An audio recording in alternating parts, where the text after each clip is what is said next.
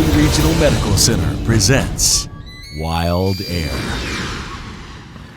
Hey everybody, I'm Rex Olson, and this year I was able to draw out for a 2016 April turkey hunt, and I've got my good friend here, Tracy Bueller, with us, and we are going to talk about an experience that was pretty amazing.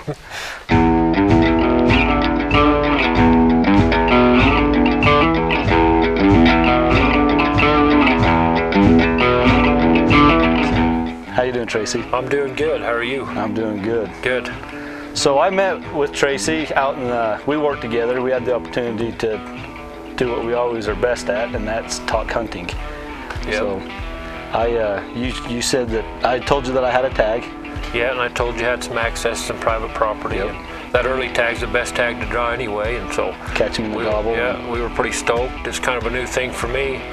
This is my third year, I believe, chasing turkeys, and to get a chance to hunt that early season was awesome. So It was. we hooked up and had a heck of a good time. I remember Tracy told me, he's like, I got a perfect spot. If you, when you get time, come with me. And I'm like, all right. And I got a phone call one night, and he's like, hey, I got him. We're going hunting tomorrow morning. You had how many birds you had picked out? Oh, there was 5 big toms. I live right by there, and I could hear them gobbling every morning. So every morning fun, didn't it? I was set to go and give you a call, and we went in there after them. But had a few challenges. Yeah, just a few. Just a few. I remember waking up early that one morning, and you told me to be over there at 5 o'clock, catch you come out of the tree, and the wind was howling. You called up and said, hey, it's blowing over here. Let's see what happens. Let's go this evening. But you came over that morning, I right? did. You called back. When I got going, I'm like, hey, it quit blowing over here. Is it blowing over there? And you're like, no, let's get on over here. So Yep. I blasted over, and So we went in there, and we could see the turkeys, but it was too windy. Their eyesight's a lot better than ours, so we never did get a chance to get on them that opening morning. We kind of got to patter them a little bit and see what they were doing, so we thought, well, we'll hook up and try it again tonight. And you came back, and yep, we went in there and had quite the evening. I remember that morning we were trying to debate which way to go and catch where the turkeys were coming. We could hear a few gobbles, not very many, and I remember I had my 7-year-old with me, and he was in for he's a hoot. He's a hoot. Can't go anywhere without him, but No, it's hard awesome. at times. But I think he was more excited than any of us. Oh yeah, you could tell he was stoked. Found the feathers on the ground and Yep. was wearing them around. He and- kind of looked like a turkey himself. By kinda the looked time like a we was turkey done, he had him himself. in his hat. Yeah, he was. Yeah, it was awesome. So we didn't see much that morning. We seen about I think there was like 7 jakes we seen Yeah, and a And couple then- of hens, remember, Yep. up by them other houses to Yep. the west. west of us, Yep. and then we called it quits. That evening we come back, and that's when the excitement happened. Yep. We got in and set up underneath. We kind of messed up and set up underneath where they roost. That's kind of Right underneath. Right underneath. Needless to say, you can see by the footage we had turkeys all over us. We did some calling. We had jakes coming in. The toms were being kind of standoffish and weren't coming into us, but there was a couple times, 2 more steps. Oh yeah, I had that.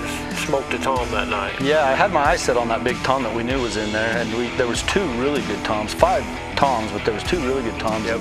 I know I had my goal set on the biggest tom, and I was wanting to shoot him with my bow.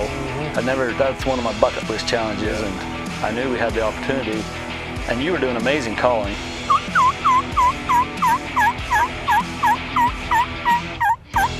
And the first group come through and left, and then we kind of looked at each other to kind of make a plan, and about the time we was about ready to change the plan, here they come again, and bless my boy's heart, he was over there Yeah, he pigeon. was- I got stuck babysitting for us, you know. We would have never got a turkey if Uncle Tracy had the babysit. Uncle Tracy. The poor kid, it was cold, it was windy, you know how you get bored, heck, when you're a little kid. For some reason, I looked over at him, he was doing something with his fingers I don't think I've ever seen. I'm not sure if it's normal for them Roosevelt kids, but he kept doing this. And he just kept doing it, and I thought, well, if he's not bored, then whatever works, works. And he just kept doing that and had a good time, so. I remember a couple times I could hear you two talking, and I'm like, no. He did good. That kid, he did good. We had turkeys, what, 5 yards? Oh yeah. Coming in behind us, Yeah. coming in front of us. they were coming in all around, and I'd say, there's a turkey, and I'd say, just hold still, and he'd hold still. He did a good job. He's got a bright future in this hunting stuff. That's what it's all about, is the boys. It is. Yep. You know, he still talks about it, and he always asks, Dad, when are we going to see this on TV, and when are we going to do this? And he's pretty excited about it. But I remember that night just before dark, them ones come in behind us, and I think that's when everybody's blood really started rushing. Hey, I don't know where that dog went. What did that one golden cob?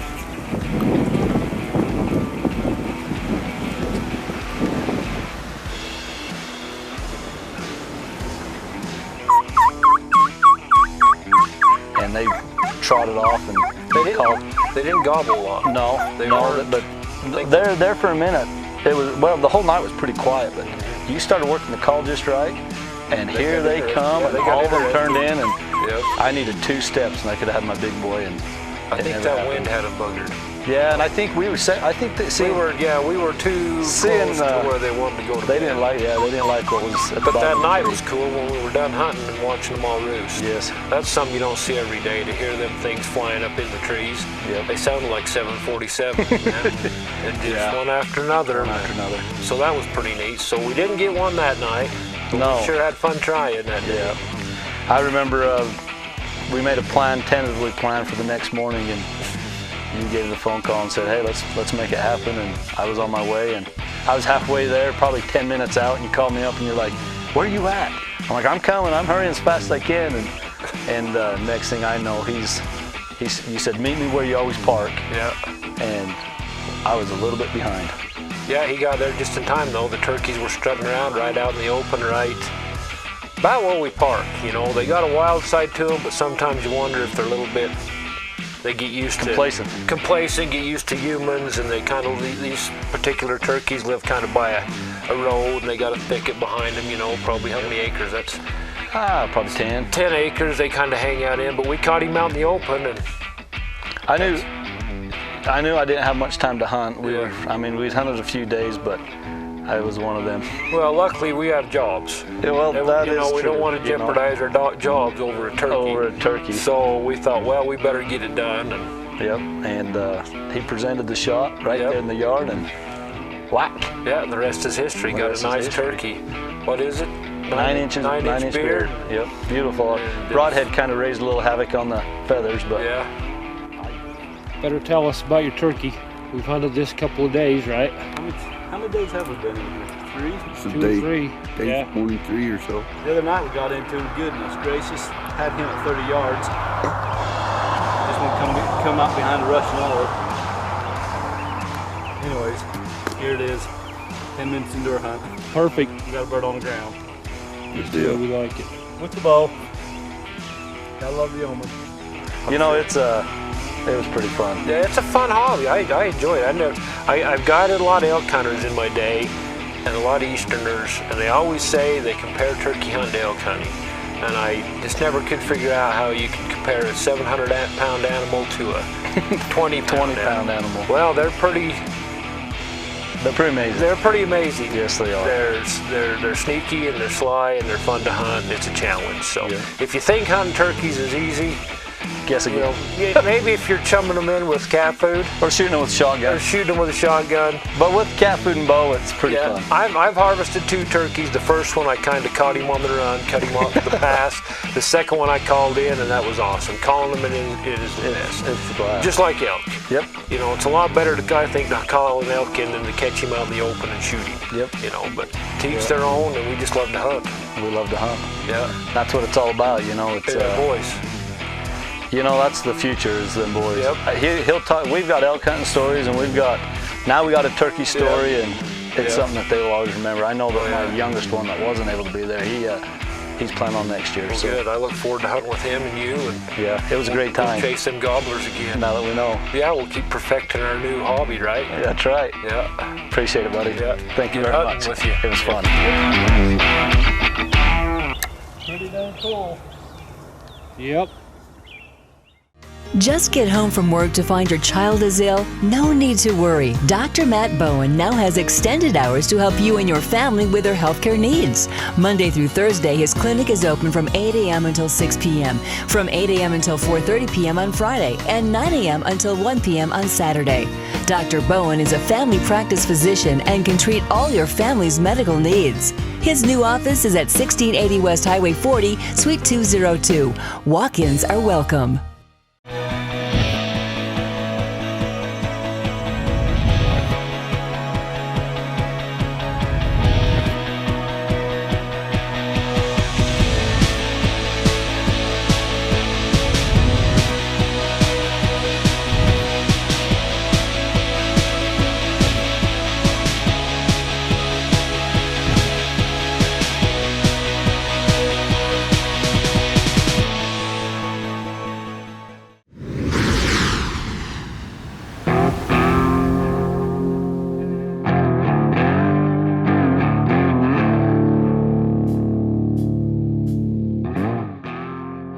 First off, we'd just like to thank everybody for coming out to our second day of the VJP. Yesterday was a great day. We had wonderful dogs, great handlers, and we're looking forward to today as well. I guess my story begins. I've been in the Drahthaar world for a little over 12 years now. I have enjoyed the breed since day one. They are a true companionship in the hunting field and a true companionship at home. The breed of dog that we're working with here is called the Deutsche Drahthaar, which in English means the German warrior hare. And they're a versatile dog. By that I mean a dog that is trained and bred to do a wide variety of activities. It's not a specialist as you might see it with, say, a Labrador that specializes in water work, or an English pointer that specializes in pointing in the field. Our dogs are bred to do it all. They're utilitarian. They came from a history in the German countryside where the landowners and hunters could not afford to have a kennel full of different breeds of dogs, each specializing in a small scope of work. So what they tried to do was develop a dog that was the versatile dog that did the whole gamut of things that you would ask for, either on land or on water or in the woods. My name's John Davis. I'm a local here. Been out here for about 15, 16 years now. And I run a local company called Gun Dog University. I do some training and some boarding, mainly training. I got into these dogs about 2001. Doing some research, was looking for something that would fill the niche at my time and would be versatile. And what I found was when I would go out hunting, I'd take generally a German short hair out in the field because they're really good. And then I'd leave them home when I went to duck hunting, and we'd have a lab, and that's what we did growing up. And I just figured there had to be a better way. And started doing some research and came across a German wire hair pointer. The testing system to me is a huge part and a huge benefit to this breed. It ensures that the quality of dog is there. It ensures that as you go out hunting, you're going to have a great companion. And that speaks volumes for this breed. What we are trying to do is to evaluate the strengths and weaknesses of our dogs that we produce in our breeding program so that we can select out the best candidates to pass on the attributes that we'd like to see in our hunting dogs. The tests that we conduct are simulated hunting tests, and we score out the dogs in a way that we can pick out those sires and dams of future litters that would perpetuate our breed and make it better. Now, and you gotta understand that every one of these dogs have done this for 100 years. So every one of the dog's pedigree's parents have passed these tests. This is a basic test, it's very simple, but we put a lot of emphasis on the tracking, a lot of emphasis on the nose. Those are our heaviest emphases, but everything else we have our emphasis on the search, pointing, and cooperations. But, you know, hand them like normal. Because here's the deal, I want you to understand this. He doesn't know it's a test day. No, only you do. we all, hey, we've been there. That's why but we want you to have fun, and we're gonna just try to make it lighthearted today, all right? Okay. As a hunter, I try to do a lot of hunting both in the woods, in the water, in the field. Some of you may not, some people may not have that opportunity. These dogs are, as a standalone for hunting in a field, for example, for pheasants, these dogs are excellent hunting. In the field, they live their entire lives for you if you want to do nothing more than just hunt in the field. They're great companions around the home. They have what I like to think of as a switch that allows them to come from a highly passionate, energized hunting animal to a companion at your easy chair at home in front of the fire. They know how to calm down and live in the house with the family. We've raised our dogs with our family, our children, and they get along just fine. They're good buddies to have around the house. I'm telling you, there's nothing more exciting for me to watch in a bird dog and an upland game dog and a waterfowl dog and a versatile dog that these are categorized is one that's really good and knows how to handle himself and is a buddy. Oftentimes when I'm duck hunting, I'll send my dogs out on an independent search, and very rarely do I spend any more time watching that dog. I know if I get him in the area, he'll find it. And that to me is a lot better than trying to direct my dogs into where these birds are. I want an independent hunting dog that wants to bring game to me. And that's what we check in this process. It's an independent, bold, confident, compatible hunting dog. And all these things come together to combine and get a score. It's an important aspect of this dog and an important aspect of this breed. And it's been done this way for 100 years. And it's something that is a tradition. It's something that we have somewhat of a brotherhood in, and it brings us closer together in this group, and it's enjoyable.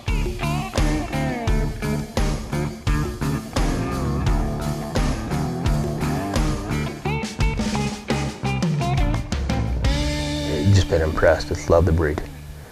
I'm addicted to it.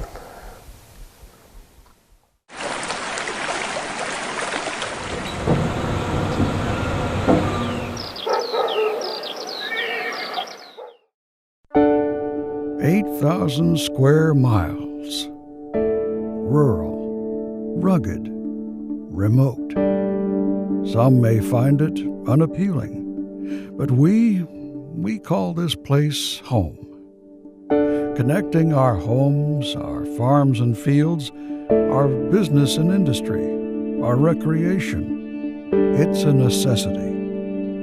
We get that farmers, ranchers, rednecks, and even roughnecks need to stay connected too. Our mission is to connect their lives. Our mission is to connect your life. After all, we live, work, and play here too.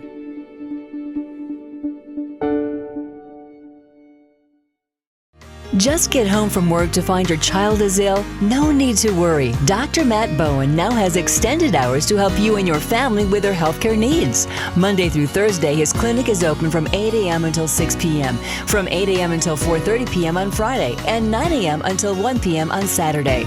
Dr. Bowen is a family practice physician and can treat all your family's medical needs. His new office is at 1680 West Highway 40, Suite 202. Walk-ins are welcome. You're watching WildAir on PTV6.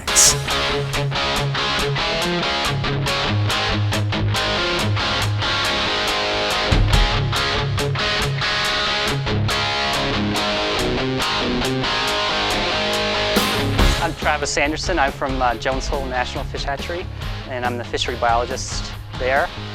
So we're at Steinaker Reservoir, and we're releasing the fish through the Trout in the Classroom program.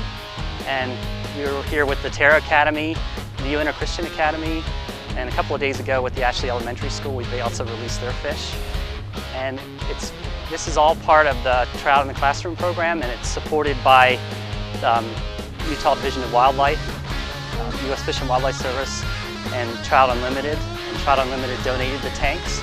So what we did is we brought the eggs from a hatchery up in Montana. These are rainbow trout eggs. They were shipped in, and we put them in tanks and with special chillers to keep the eggs cool and have the right conditions for the fish to survive in their classrooms.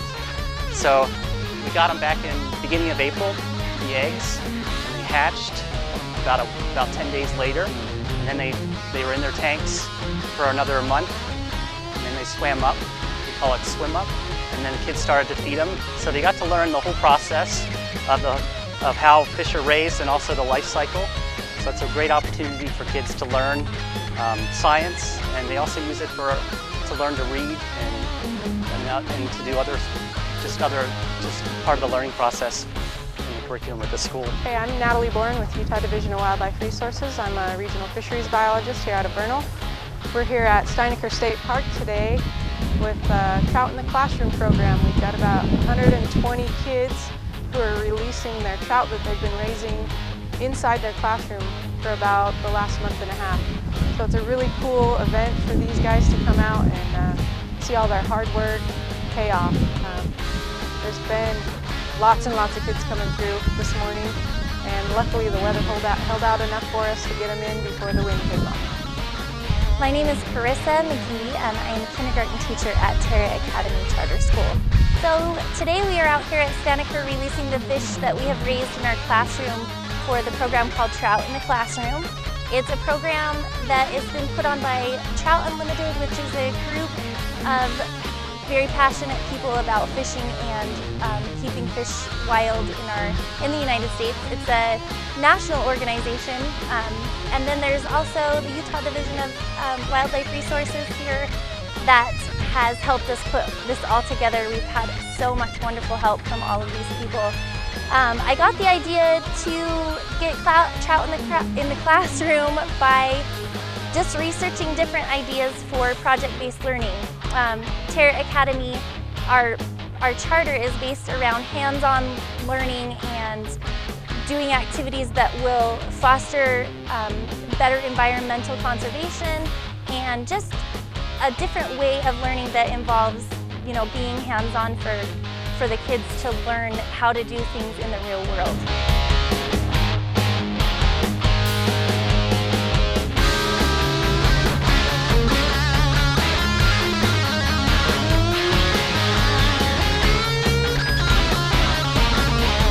We've got 3 tanks at our school. We've got 2 40-gallon tanks and then one, I think, 30-gallon one. We got 200 eggs in our classroom, in each classroom, and we hatched cutthroat trout in our classroom. So today we came out to let our trout go after we've had them in our class for about 3 months. So Trout in the Classroom has been around for quite some time now, but the Vernal area is just kind of getting going on it. There's some really key people who have got this program up and running, and one of them is Travis Anderson. He's from Jones Hole Fish Hatchery.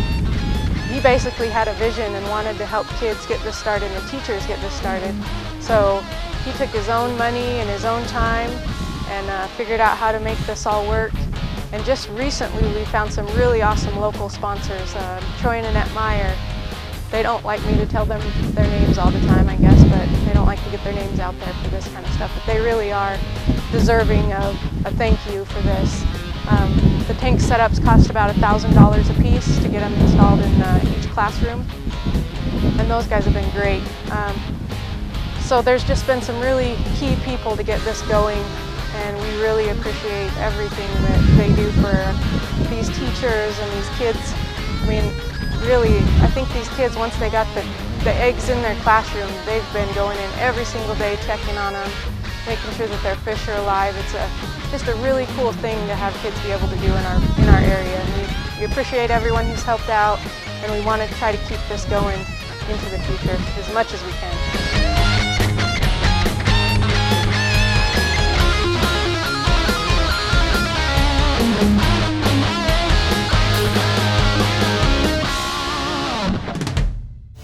WildAir from VTV6 Outdoors is presented by Ashley Regional Medical Center.